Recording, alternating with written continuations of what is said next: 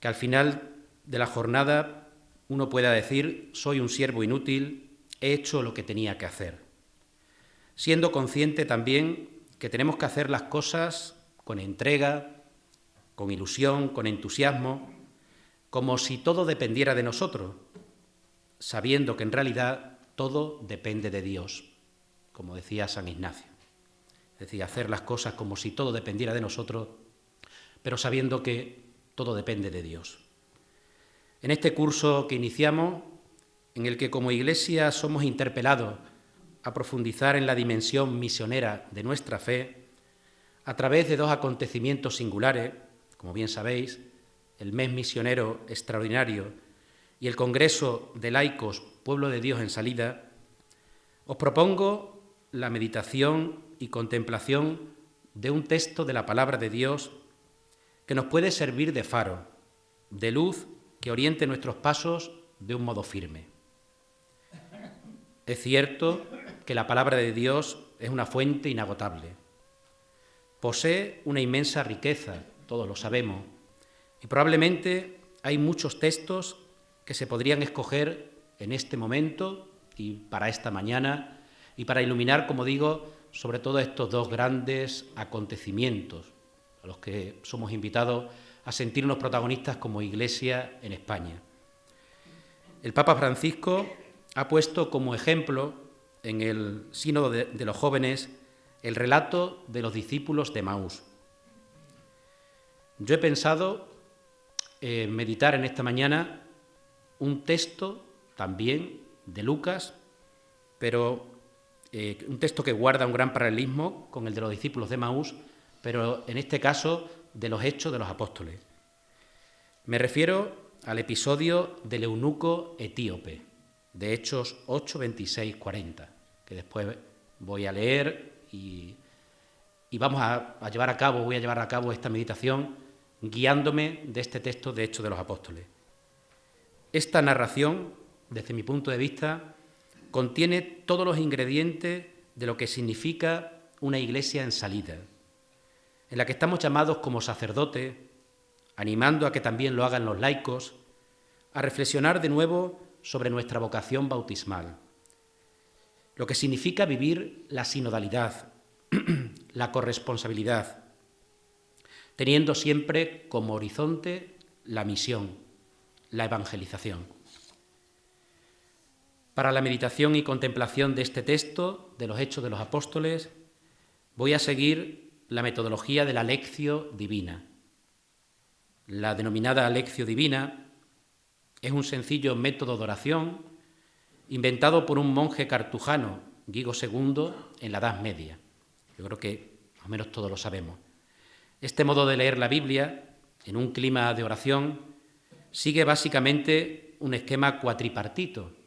La lectio, es decir, qué dice el texto; meditatio, qué me dice; oratio, qué me invita a decir; y contemplatio, que es hacer silencio, volviendo de nuevo sobre el texto. Se añade en la actualidad un quinto elemento, la actio, es decir, qué me lleva a cambiar, qué me invita a transformar en mi vida.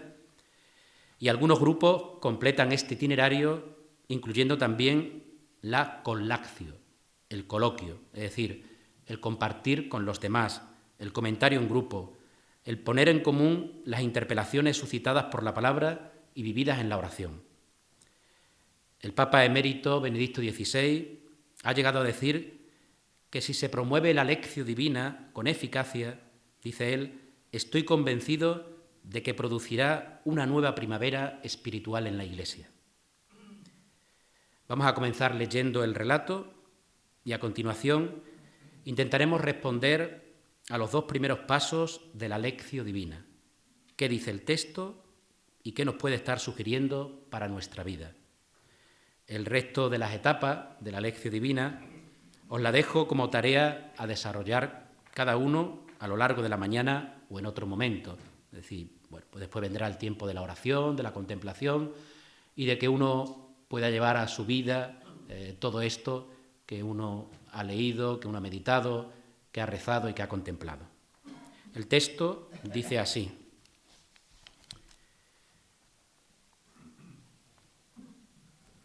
un ángel del Señor habló a Felipe y le dijo: levántate y marcha hacia el sur, por el camino de Jerusalén a Gaza, que está desierto.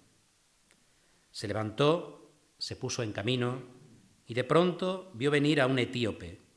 Era un eunuco, ministro de Candaces, reina de Etiopía e intendente del tesoro, que había ido a Jerusalén para adorar. Iba de vuelta, sentado en su carroza, leyendo al profeta Isaías. El Espíritu dijo a Felipe: acércate y pégate a la carroza. Felipe se acercó corriendo, le oyó leer el profeta Isaías y le preguntó: ¿entiendes lo que estás leyendo? Contestó: ¿y cómo voy a entenderlo si nadie me guía? E invitó a Felipe a subir y a sentarse con él. El pasaje de la Escritura que estaba leyendo era este: como cordero fue llevado al matadero, como oveja muda ante el esquilador. Así no abre su boca. En su humillación no se le hizo justicia. ¿Quién podrá contar su descendencia? Pues su vida ha sido arrancada de la tierra. El eunuco preguntó a Felipe: por favor, ¿de quién dice esto el profeta? ¿De él mismo o de otro? Felipe se puso a hablarle, y tomando pie de este pasaje, le anunció la buena nueva de Jesús. Continuando el camino, llegaron a un sitio donde había agua, y dijo el eunuco: mira, agua. ¿Qué dificultad hay en que me bautice? Mandó parar la carroza, bajaron los dos al agua, Felipe y el eunuco, y lo bautizó. Cuando salieron del agua, el Espíritu del Señor arrebató a Felipe. El eunuco no volvió a verlo y siguió su camino lleno de alegría.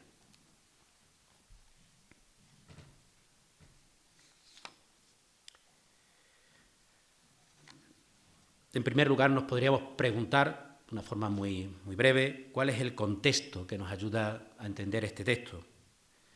La persecución a la naciente iglesia cristiana de Jerusalén, tras la lapidación de Esteban, primer mártir del cristianismo, que aparece en el capítulo 7, al final del capítulo 7, provoca el fenómeno de la dispersión de los seguidores de Jesús.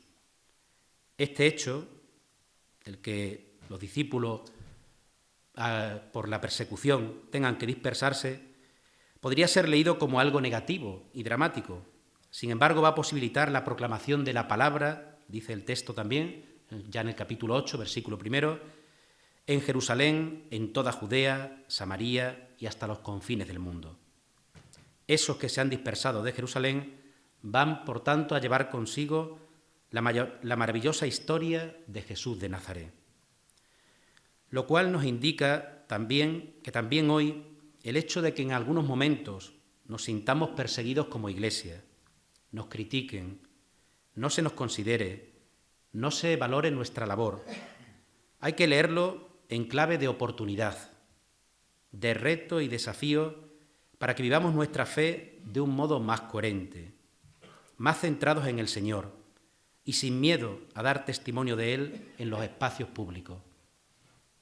Y esta es, de alguna manera, la primera reflexión o la primera invitación que creo que nos hace el texto, sin entrar todavía en él, a la luz del contexto. Porque llegamos a este momento gracias a que ha surgido ese acontecimiento de la muerte de Esteban y a raíz de ahí los cristianos comienzan a ser perseguidos, tienen que salir de Jerusalén, pero eso, como digo, provoca el que la palabra de Dios se difunda por todos los lugares. A veces también nosotros tenemos que ver eso, el hecho de que en algún momento no seamos valorados a nivel personal, a nivel de iglesia, como una oportunidad y como un reto para que también nosotros salgamos y manifestemos de una forma más coherente también nuestra fe, con nuestras palabras y con nuestro testimonio. Uno de esos primeros discípulos misioneros de Cristo, según Lucas, autor de Hechos, va a ser Felipe. Este personaje, Felipe, aparece por primera vez en el capítulo 6, cuando al ir creciendo el número de los creyentes se necesitan 7 hombres, dice el texto, de buen testimonio, llenos del Espíritu y de sabiduría. Y así es definido Felipe en el capítulo 6, como digo, como uno de esos hombres de buen testimonio, llenos del Espíritu y de sabiduría. Estos hombres son escogidos para atender a las viudas de lengua griega de cara al servicio de las mesas. Decimos que aquí está, de alguna manera, el origen del diaconado, ¿no? Pero en el capítulo 8, como decía anteriormente, tras la dispersión de los cristianos de Jerusalén, a Felipe se le encomienda la tarea de anunciar a Cristo en Samaria, logrando captar la atención de mucha gente con sus palabras y señales.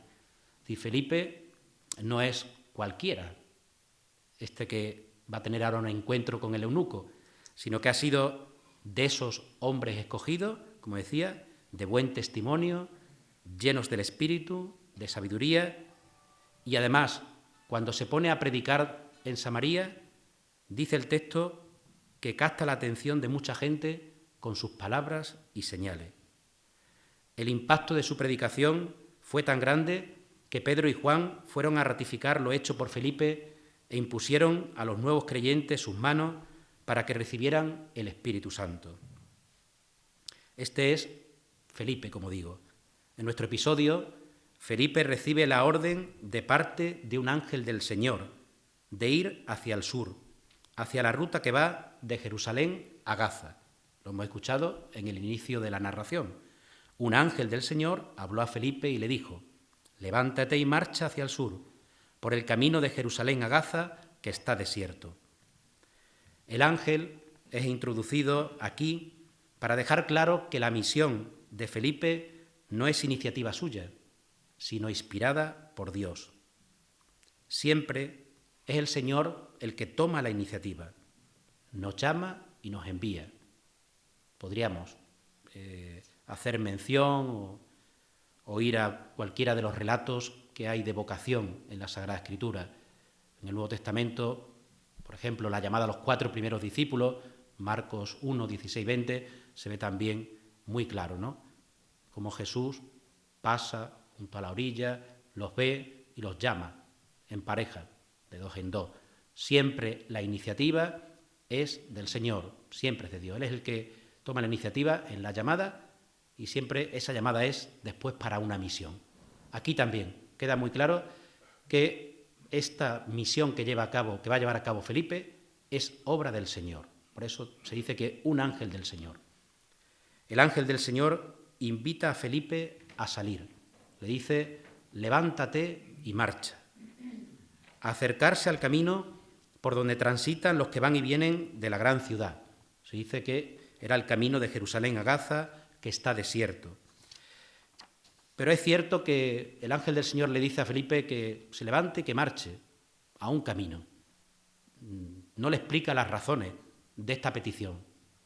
No le dice qué es lo que tiene que hacer, ni para qué va a salir. Sencillamente le dice: tú ponte en camino. E incluso podría parecerle absurdo eso de tener que ir a un camino en el desierto. Felipe diría: no entiendo muy bien. Me pide el ángel del Señor que salga a un camino que está desierto. Lucas nos dice que Felipe se levantó y partió sin plantear preguntas, sin pretexto, sin demora. Solo Dios sabe el porqué y el para qué de las cosas y de las circunstancias. Nuestra actitud, pienso que debe ser la de la confianza, la de la fe plena en Él, en su palabra. Recordemos en este momento también el pasaje de la pesca milagrosa, Lucas 5, 1, 11. Si recordáis, los apóstoles habían estado toda la noche bregando, intentando pescar algo, y no consiguieron nada. Se aparece el Señor al amanecer y les dice que echen las redes. Simón Pedro, experto pescador, aunque no está convencido, le dirá a Jesús: por tu palabra echaré las redes, por tu palabra echaré las redes. Esta fue también la actitud de Felipe y debe ser la nuestra. Plena confianza en el Señor, que nos lleva de un lado para otro, por caminos insospechados. Yo creo que todos los que estamos aquí tenemos nuestra propia y personal historia de llamada, de vocación, y algunos podríamos decir, pues no lo sé, como puede ser que el Señor me haya llamado para este ministerio, ¿no? Algunas veces yo todavía lo pienso, ¿no? Bueno, ¿quién me lo iba a decir a mí, ¿no? Que iba a ser sacerdote. Bueno, pues el Señor me fue llevando, cuando uno lee su historia, te va llevando de un lado para otro, como digo, por caminos insospechados, va poniendo circunstancias, acontecimientos, personas en tu vida que hacen que al final llegues a decirle ese sí. E igualmente después, en nuestra historia de ministerio, yo llevo 20 años de ministerio sacerdotal, pues también el Señor te va llevando de un lado para otro. Y a mí me ha llevado desde estar en parroquias, en seminarios, estudiar en Roma, ahora prestando este servicio en la Conferencia Episcopal Española. Uno nunca sabe, pero nuestra actitud debe ser la de confianza plena en el Señor, que, como digo, nos lleva por caminos insospechados. Pero lo que es seguro es que siempre esos caminos nos van a hacer felices, porque el Señor lo que quiere es que seamos felices.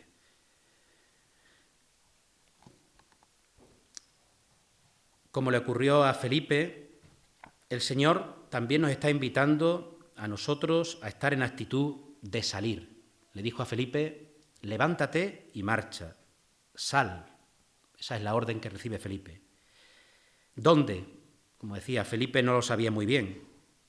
¿Dónde tenemos que salir? También cada uno de nosotros estamos invitados a salir. Pues a salir donde las circunstancias de la vida nos ponen delante a hombres y mujeres que buscan, como el eunuco, que veremos, que era una persona en búsqueda. Tenemos que salir como sacerdotes donde está la gente de mi pueblo, donde está la gente de mi barrio, donde está la gente de mi comunidad parroquial, donde están esos que son catequistas, esos padres, madres, niños, jóvenes, adultos, a las tiendas, al hospital que voy a visitar, a la escuela, al instituto, a la universidad. Ahí es donde el Señor nos está pidiendo. Ese es el camino donde nosotros tenemos que salir, donde está la gente, donde está la vida de la gente. Igual que a Felipe, el Señor también nos dice que nosotros no nos podemos quedar parados, sino que tenemos que levantarnos y salir. No podemos quedar encerrarnos. El Papa Francisco no deja de repetir que sueña con una iglesia en salida, donde haya también un laicado en salida. Él dice: es necesario que, lo dice en Evangelii Gaudium 49, que salgamos a ofrecer a todos la vida de Jesucristo. Prefiero, sigue diciendo el Papa Francisco, una iglesia accidentada, herida y manchada por salir a la calle, antes que una iglesia enferma por el encierro y la comodidad de aferrarse a las propias seguridades.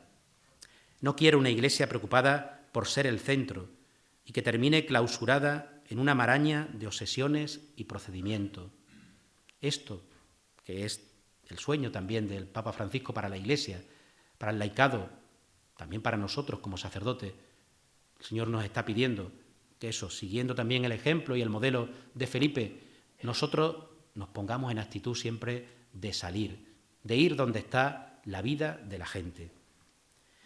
Felipe, siguiendo el texto, se va a encontrar, sin preverlo, con un hombre en búsqueda. Ese personaje que aparece ahora en la escena viene descrito como etíope, eunuco, ministro de una reina y una persona con una inquietud religiosa, porque dice el texto que venía de adorar en Jerusalén.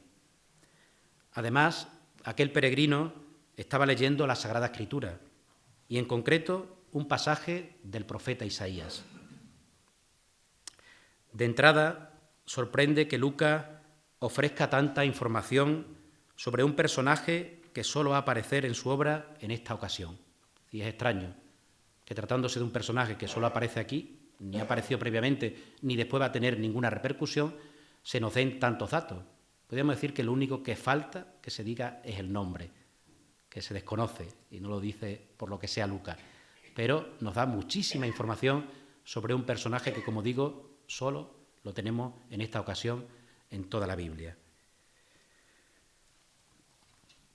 El eunuco, además, por estos rasgos que vamos a ir describiendo, aparece también así en principio, de alguna manera, como un personaje, podríamos decirlo así, triplemente excluido o marginado, porque es un extranjero, es eunuco y porque, al ser etíope, es negro. Lo primero que se dice es que es etíope.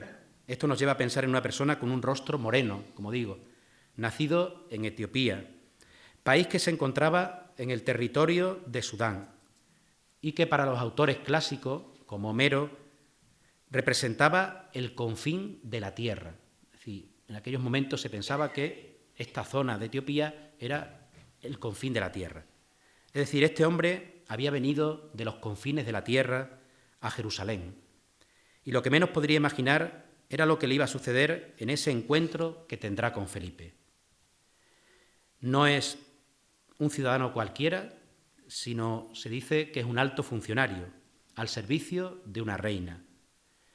El hecho de que posea un rollo del profeta Isaías y que lo vaya leyendo, probablemente en griego, que no era su lengua materna, nos está indicando que estamos ante una persona con un cierto poder adquisitivo, ya que tenía un rollo de un profeta, y con un buen nivel cultural, porque sabía leer. Además, no solo leía en su lengua materna, sino, como digo, en griego, porque ese texto del profeta Isaías probablemente estaría en griego. También se afirma que es eunuco, lo cual parece ser que era común en aquel país en el caso de los hombres que servían a la reina. Pero además, como digo, se encontraba en este lugar del mundo tan apartado del suyo, porque había venido a adorar a Dios. Quizás se trataba de un gentil que se había convertido a Dios. Era una persona, por tanto, con inquietudes, en búsqueda, necesitado de que alguien le mostrase la fuente de agua viva, el camino de la auténtica felicidad. Como tanta gente que quizá podemos encontrar en nuestra vida, que también se hallan en búsqueda.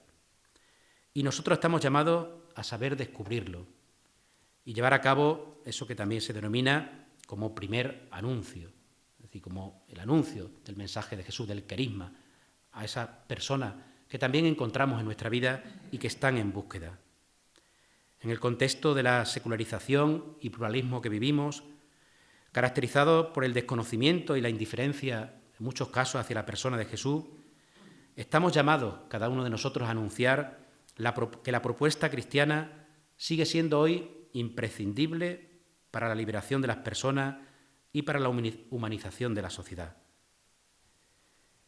En un primer momento, a Felipe le ordena el Espíritu que se acerque a este personaje y que lo escuche. Mientras el eunuco va en el carro, dice el texto que Felipe le acompaña a pie, caminando, escuchando.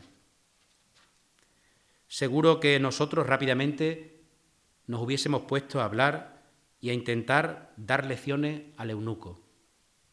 Felipe, cuando se acerca a este personaje, no se pone a hablarle. Lo primero que hace es silencio y ponerse a caminar a su lado.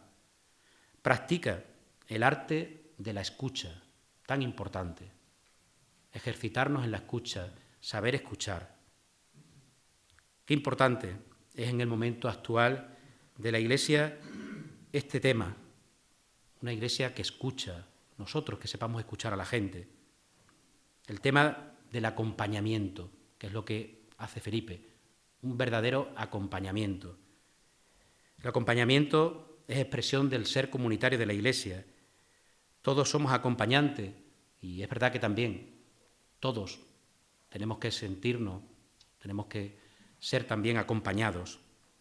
Acompañar es cuidar del otro. Acompañar es, desde mi punto de vista, sobre todo, escuchar, saber escuchar. Acompañar significa partir de lo que el otro nos quiere decir. Por eso hay que hacer silencio y escuchar, dejar que el otro exprese. Acompañar significa partir de las preocupaciones del otro, de sus inquietudes, de su dolor, de su pobreza, de su deseo escondido, de su drama humano. Es verdad que esto no es fácil, teóricamente sí, pero es complicado. Entre otras cosas porque todos lo sabemos como sacerdote y yo ahora también voy de un lado para otro, y cuando he estado en parroquias y en otras responsabilidades, me ocurría lo mismo. Es decir, cada vez somos menos sacerdotes y tenemos más labores pastorales, más estrés, y caemos en el activismo, en ir, como digo, haciendo muchísimas cosas. Y a mí como sacerdote, lo que más me dolía es cuando la gente me decía: es que no me he acercado a usted porque sé que tiene tantas cosas que hacer. Digo, no, pero es que lo primero que tengo que hacer es escucharte. Esta es mi labor principal. ¿No? Es que como le vemos tan ocupado, pues no hemos querido comentarle que lo estábamos pasando mal, por un motivo, por otro. Y es fundamental esta labor, como Felipe, de saber ponernos al lado del otro, hacer silencio, escuchar. Esto es acompañar, que al mismo tiempo nosotros, ciertamente, necesitamos también sentirnos acompañados.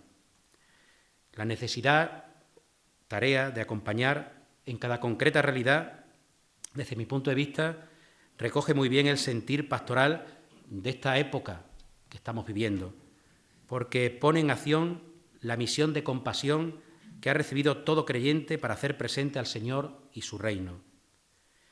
El hecho de abrirnos al acompañamiento provoca también en nosotros un encuentro personal con Cristo, que se nos revela en la persona acompañada. Yo creo que esto también es muy importante. Es decir, cuando acompañamos al otro, en su debilidad también, en su dolor, como digo, en su drama, en sus inquietudes, en sus preocupaciones, ahí, en esa persona que estamos acompañando, se nos está revelando el propio Cristo.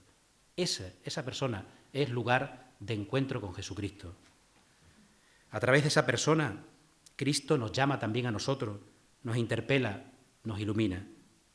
Por eso, en la medida en que nosotros hemos vivido en primera persona esta experiencia de acompañamiento, también podemos entender, leer el grito de nuestros hermanos y salir a su encuentro con el abrazo que nosotros hemos recibido.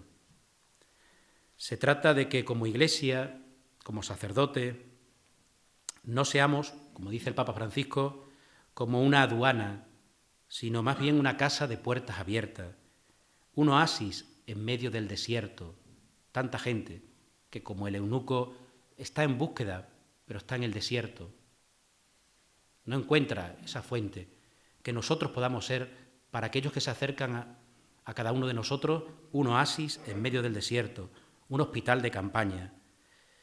Se trata de favorecer, lo que dice también el Papa, que son eslogan, pero eslogan que tenemos que intentar vivir en el día a día. Favorecer, dice él, una cultura del encuentro frente a una cultura del descarte, de la marginación, de la desigualdad.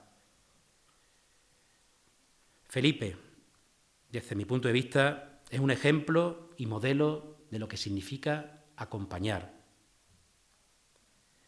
Tras la escucha, que es lo primero que hace Felipe cuando se acerca al eunuco, Felipe toma la iniciativa en el diálogo y le pregunta si comprende lo que está leyendo. Lo dice el texto. Felipe se acercó corriendo, le oyó leer el profeta Isaías y le preguntó: ¿entiendes lo que estás leyendo? Al descubrir la cercanía y el interés de Felipe, el eunuco rompe la distancia y, en un gesto de no poca importancia, lo invita a subir al carro y a sentarse a su lado. En primer lugar, Felipe va al lado del eunuco, que va en la carroza, hasta que el eunuco no ha descubierto que esa persona que se le acerca es una persona que le ha escuchado, que ha sido capaz de partir de su realidad. No le dice, como digo, en un gesto de no poca importancia, que a veces nos puede pasar desapercibido, no le dice entonces: ahora sube y siéntate a mi lado. El acompañamiento ha provocado la comunión, lo que llamamos también nosotros, así a grandes rasgos, la sinodalidad, la corresponsabilidad. Es decir, del acompañamiento surge esa sinodalidad, esa comunión. En este instante, el narrador nos dice cuál era el texto del profeta Isaías que estaba leyendo el eunuco, porque previamente, cuando se describió a este personaje, se decía que era eso, etíope, eunuco, un alto funcionario, un ministro de una reina, y que estaba leyendo el profeta Isaías. pero no se decía qué texto estaba leyendo. Ahora ya se dice cuál es. Se trata del llamado tercer cántico del siervo de Yahvé, Isaías 53, 7, 8. Aquel que hace mención al misterioso sufrimiento del siervo del Señor. El eunuco quiere saber si el profeta se refiere a sí mismo o a otro. La escritura tiene que ser interpretada. Necesita de un intérprete que sea capaz de sacar a la luz sus tesoros. Qué importante es también en nuestra vida de fe, como sacerdotes, también para los laicos, la formación bíblica. Necesitamos, como el eunuco, que alguien nos explique las Escrituras, porque ellas nos revelan el corazón de Dios. Porque, como decía San Jerónimo, desconocer las Escrituras es desconocer a Jesucristo, dicho en positivo. Si queremos conocer a Jesucristo, tenemos que conocer las Escrituras. Y para poder amar, para poder seguir a Jesucristo, para poder intentar vivir o aprender al menos a vivir como Él vivió y desearlo, tenemos que conocerlo. Las Escrituras nos revelan quién es Jesucristo. Mi experiencia personal, que también respecto al tema de la Sagrada Escritura, que también me gustaría compartirlo con ustedes en esta mañana, también porque de alguna forma curioso, o al menos a mí me lo parece, ¿no? En mi época del seminario, como todos, pues teníamos la asignatura de Sagrada Escritura, y es verdad que yo terminé mis estudios del seminario diciendo que las asignaturas que menos me habían gustado eran las de Sagrada Escritura. Esa fue mi experiencia. Me había gustado más la teología dogmática, sobre todo, y otro tipo de materia, pero la Sagrada Escritura no. Casualmente o providencialmente, porque digo, es el Señor el que nos va llevando de un lado para otro, como a Felipe, ¿no?, por caminos insospechados. 3 años después de ordenarme, mi arzobispo, don Antonio Montero, pues me llamó para decirme que había pensado mandarme a estudiar Sagrada Escritura a Roma. Aunque él era consciente de ello, y fue lo primero que me dijo: Luis Manuel, yo sé que tú has salido del seminario comentando que las asignaturas que menos te habían atraído, que menos te habían gustado, eran las de Sagrada Escritura. Sin embargo, yo considero que necesitamos en estos momentos en la diócesis alguien que estudie Sagrada Escritura, y por lo tanto te envío a Roma a estudiar al bíblico la licenciatura en Sagrada Escritura. Y así fue. Me fui a Roma a estudiar la licenciatura, después también ya hice el doctorado. La verdad es que tengo que agradecerle a mi obispo y al Señor que está detrás enormemente ese privilegio. Me siento ahora un privilegiado, un afortunado de haber estudiado Sagrada Escritura y de que ahora pueda estar también enseñándolo en el seminario, en ciencias religiosas, ser profesor de estas materias. Sin lugar a dudas, ahora puedo afirmar que soy un enamorado y un apasionado de la Biblia, de la Sagrada Escritura. Y como digo, ¿quién me lo iba a decir a mí, no? Que el Señor me iba también a llevar por este camino, ¿no? Descubriéndolo, como digo, como ahora mismo un privilegio y una fortuna. No para nada envidio a mis compañeros que estudiaron dogmática o que estudiaron otras materias. Es más, digo todo lo contrario, ¿no? Aunque fueron unos estudios bastante complicados, bastante difíciles, que supone siempre un gran esfuerzo, sobre todo estudiar en el bíblico. Pero como digo, un privilegio y una fortuna. Felipe parte de aquí, de la inquietud de este personaje que estaba leyendo el profeta Isaías, que quiere saber la interpretación del pasaje del profeta Isaías para anunciarle la buena nueva de Jesús. Dice el texto eso. Después de afirmar cuál era el pasaje, Felipe, dice, se puso a hablarle y tomando pie de este pasaje, le anunció la buena nueva de Jesús. Solo se dice eso. El Antiguo Testamento, como digo, leído desde Cristo, era un texto del profeta Isaías. El interés del eunuco le da pie a Felipe para hacer lo mismo que hizo Jesús con los 2 discípulos de Emaús, partir de un texto de la Escritura para hacerle ver cómo toda la Escritura habla de Jesucristo. No es equivocado decir, me parece a mí, que el corazón de cada persona es como ese particular Antiguo Testamento que todos tenemos y que hay que saber leer a la luz de Cristo.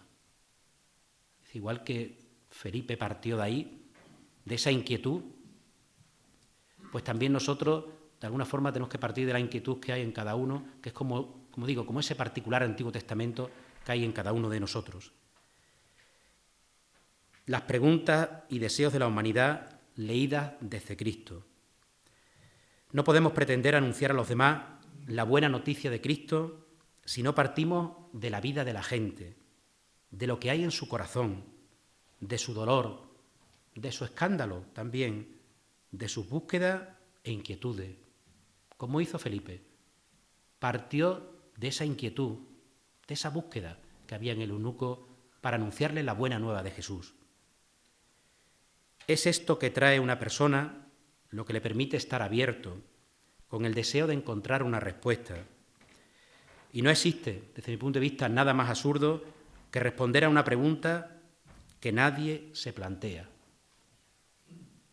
Pero es que a veces, más de una ocasión, nos sucede, o nos puede estar sucediendo eso, que nosotros estamos respondiendo o intentando dar respuesta a preguntas que nadie se hace, que nadie se las está haciendo. Y eso nos tiene que llevar también a una reflexión. Tenemos que responder a esas preguntas que la gente se hace, a esos planteamientos, a eso que hay en lo más profundo del corazón de cada una de las personas que se acercan a nosotros. Desconocemos el contenido de la buena nueva que Felipe le anuncia al eunuco. Sencillamente se dice que Felipe le anunció la buena nueva de Jesucristo. Pero lo que es seguro es que no le respondió leyéndole el Nuevo Testamento, los Evangelios, entre otras cosas porque aún todavía no habían sido escritos en su totalidad. Felipe, partiendo de la inquietud del eunuco, le habla de un hecho, de un testimonio, Jesús de Nazaret. Podemos imaginar que le contaría la vida, la muerte y resurrección de Jesús, tal como él lo había experimentado. Del mismo modo, nosotros tenemos que saber responder a los interrogantes de la gente, no con teorías o con un arsenal de citas. A veces nos preguntan cualquier cosa o viene una persona con una inquietud y bueno, pues le damos, como se suele decir, la chapa, ¿no? Nuestro discurso, nuestra teoría. No se trata de responder tanto con teoría, desde mi punto de vista, o con un arsenal de citas, sino con hechos, con el testimonio de nuestra vida que ha sido transformada gracias al encuentro con la persona de Jesús de Nazaret. Desde ahí tenemos que hablarle a la gente. Como aparece en Primera de Juan 1:2, dice, lo que existía desde el principio, lo que hemos oído, lo que hemos visto con nuestros propios ojos, lo que contemplamos y palparon nuestras manos acerca del Verbo de la vida, damos testimonio y os anunciamos. Desde ahí tenemos que dar nosotros testimonio y hablar de la buena nueva de Jesús. Desde lo que hemos oído, desde lo que hemos visto, desde lo que hemos contemplado, desde lo que hemos experimentado. No creemos, lo sabéis todos, en una idea, en una teoría, sino en una persona, con rostro concreto, en Jesucristo resucitado, que está vivo, que es el motivo de nuestra esperanza y que nos quiere vivos, como comienza el Christus Vivit del Papa Francisco, ¿no? El último documento dirigido a los jóvenes, pero va dirigido a toda la Iglesia, ¿no? Comienza precisamente afirmando esto: Cristo vive y nos quiere vivos. Y eso es para los jóvenes, como digo, y para todos nosotros también. Y eso es lo que tenemos que anunciar. Y lo tenemos que anunciar porque lo hemos experimentado, porque lo hemos vivido previamente. Los sacerdotes no somos funcionarios que hemos aprendido una serie de conocimientos sobre nuestra religión y los transmitimos a los demás, sino que nuestra vida tiene que estar totalmente marcada por el encuentro personal y continuo con el Señor. De ahí la importancia de la oración, de ahí la importancia de la Eucaristía como centro de nuestro ministerio y ahí la importancia de la penitencia, donde encontrarnos también con ese Dios que es amor y que es misericordia.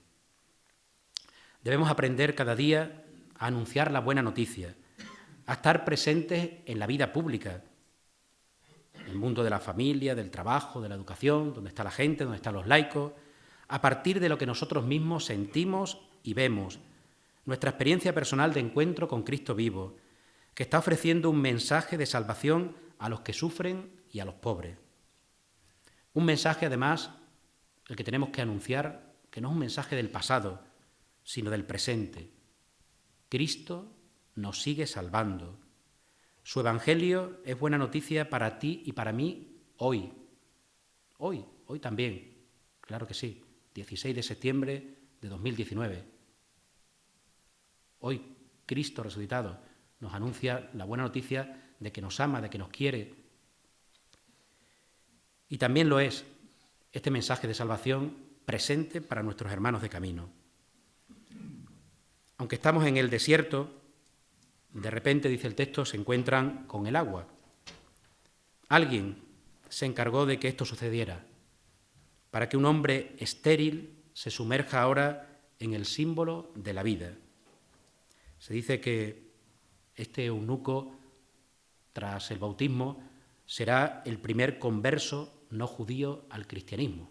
Así es como es calificado, primer converso no judío al cristianismo. El eunuco solicita entonces, como aparece en el texto, a Felipe el ser bautizado y entrar así a formar parte de la familia de Dios, de la Iglesia. No se puede separar el encuentro con Cristo de la Iglesia, de la comunidad cristiana. Es decir, el eunuco que ha descubierto, tras el testimonio de Felipe, quién es Jesucristo, ahora pide el bautismo, por el cual, como digo, entra a formar parte de la Iglesia. Cristo y la Iglesia. Si recordamos el episodio de Emaús, que guarda tantos parecidos con este, llega a su culmen cuando los discípulos reconocen a Jesús al partir el pan, símbolo de la Eucaristía.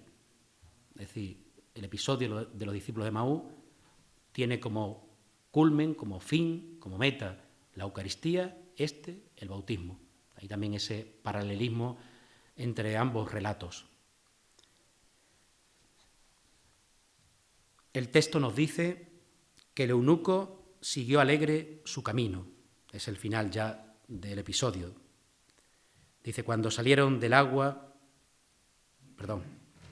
mandó parar la carroza, bajaron los dos del agua, Felipe y el eunuco, y lo bautizó. Cuando salieron del agua, el Espíritu del Señor arrebató a Felipe. El eunuco no volvió a verlo y siguió su camino lleno de alegría. Es decir, después de esto, el eunuco siguió su camino lleno de alegría. Podemos imaginar al eunuco volviéndose a su país, comunicando con alegría lo que le había sucedido, siendo acompañante de otros. Él había experimentado lo que era el acompañamiento y ahora él se convertiría en acompañante, porque ha vivido previamente esa experiencia de sentirse acompañado. El signo de que lo que le ha ocurrido a este Dios, y auténticamente real, es que produce en la persona un sentimiento de alegría. Como le sucedió a los discípulos de Emaús, que regresaban de Jerusalén entristecidos, y solo el encuentro con Cristo resucitado es capaz de consolar su corazón, de dar alegría, esa alegría que ya nadie les puede arrebatar. Porque, como dice el Papa Francisco, en Evangelii Gaudium número 1, la alegría del Evangelio llena el corazón y la vida entera de los que se encuentran con Jesús.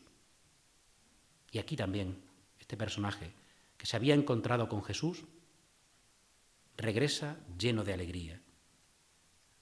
Dice el Papa en Evangelii Gaudium número 1, con Jesucristo siempre nace y renace la alegría. No solamente, digo yo, un santo triste es un triste santo, que es un dicho que parece ser que se le adjudica a Santa Teresa, ¿no? un santo triste es un triste santo, sino que un apóstol triste, un discípulo misionero triste, no difunde la buena noticia, no evangeliza. Por eso, como también nos invita el Papa Francisco, no nos dejemos robar nunca la alegría y la esperanza. Es más, si nos hemos encontrado y nos seguimos encontrando personalmente con Cristo resucitado, no nos podemos dejar robar la alegría y la esperanza, que como dice Bernanos, son los más preciados de los elixires del demonio. Es decir, el demonio nos va a tentar siempre queriéndonos robar la alegría y la esperanza. Estamos llamados todos, toda la Iglesia, por lo tanto también nosotros como sacerdotes, diáconos, obispos, estamos llamados a ser misioneros de la alegría.